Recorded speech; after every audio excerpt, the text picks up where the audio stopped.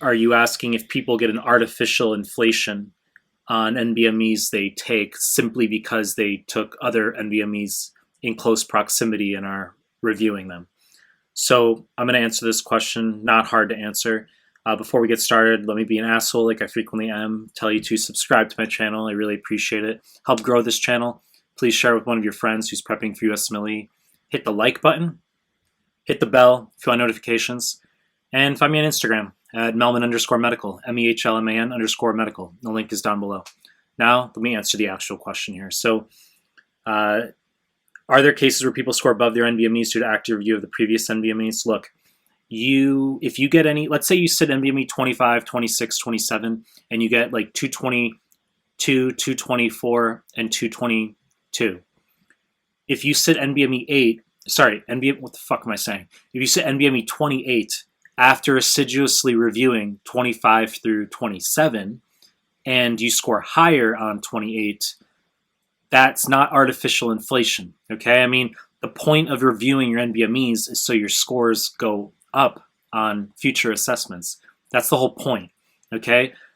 The NBMEs are the USMLE, as I've talked about in other clips, okay? So the whole idea of reviewing 25 through 30, the online forms right now, is so that when you sit the USMLE, you're actually gonna score higher, because the USMLE would just be the equivalent of a hypothetical NBME 31 and a half, because it's about 3/2 the length, right? It's just a continuation. That's what the USMLE is. It's the same questions as the NBME. So to address the point as far as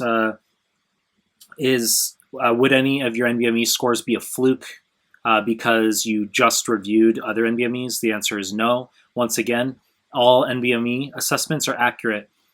USMLE even says on the score reports that there's going to be fluctuation, okay, as far as what your exam could be on any given day you take it, okay? So they'll have a plus or minus.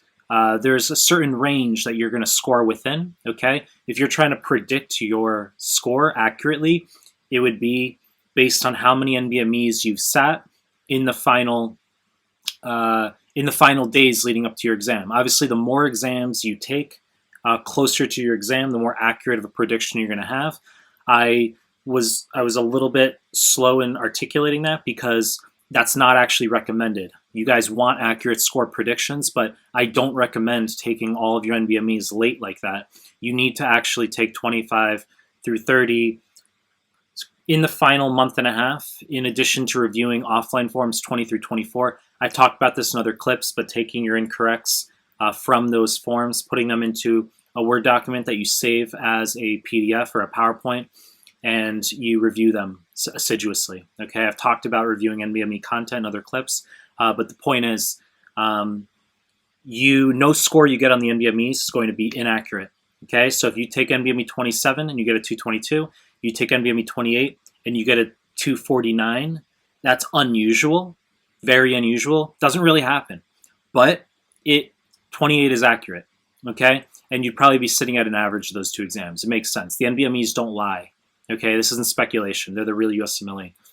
Okay, obviously, I can make longer clips and other content, but I'm just reviewing these questions somewhat sequentially here. So I'll just pump out a bunch of different clips. You guys can look at questions that you think interest you. Great. So once again, if you like my stuff, please subscribe to my channel. And I appreciate your time. That's it.